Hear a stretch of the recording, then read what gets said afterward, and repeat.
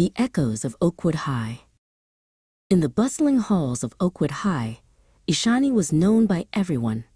She was considered an exemplar, adarsh, of dedication and discipline, whether it was arriving 30 minutes early to organize the library or staying late to tutor struggling freshmen. Her actions set the gold standard for what a student should be. She didn't seek the spotlight, she simply wanted to leave things better than she found them.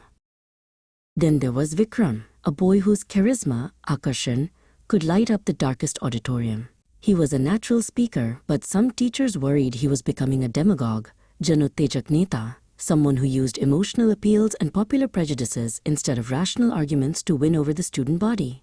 He wanted to be class president, and he knew exactly which strings to pull to get a cheer from the crowd. The rivalry between the two was the talk of the school.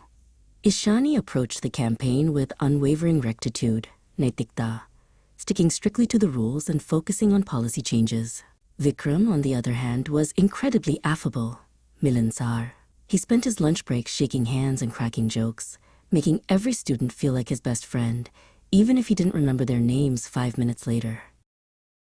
During the great debate, Vikram shared a poignant, marmite story about his grandfather's struggles, which moved many students to tears. However, Ishani noticed a flicker of doubt in his eyes. She realized that despite his grand words, he lacked true humility, vinamrata. He was so focused on being seen as a hero that he had forgotten the simple virtue of being modest about his own achievements. Outside of school, Ishani was a quiet philanthropist, paropakari. She spent her weekends volunteering at the local community kitchen. Her benevolent, dayalu nature was evident in the way she treated the guests there, always serving them with a warm smile and genuine care. She didn't do it for her resume. She did it because she believed in the duty of helping others. When the school's music program faced a sudden budget cut, the two rivals had to face a reality check. Ishani insisted on a frugal, mitvyayi approach, suggesting they reuse old sets and limit spending on decorations. Vikram, surprisingly, offered to headline a benefit concert.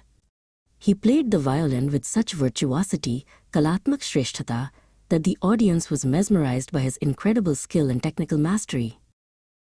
Realizing they were stronger together, Ishani made a conciliatory, milap karne wala gesture by inviting Vikram to co-chair the fundraising committee. They sat down for a long meeting to reach an amicable Shantipurn agreement on how to save the arts program. The tension between them began to melt away as they realized they both truly cared about the school's future. The benefit festival was a resounding success. The atmosphere was convivial, anandmay, filled with laughter, music, and the smell of popcorn. Vikram worked the crowd, but this time his charm felt real. He introduced Ishani to his friend Arjun, and the three of them shared a congenial, anukul moment, finding their personalities to be perfectly suited for a long-term partnership.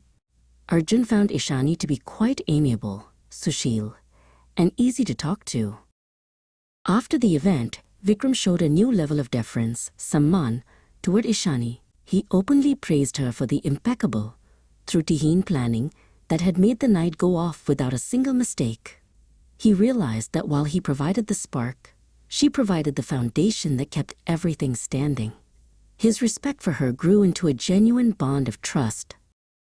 In their newfound friendship, they both found solace, santvana, during the stressful finals week. They were no longer rivals, but a cordial, hardik team that balanced each other's strengths.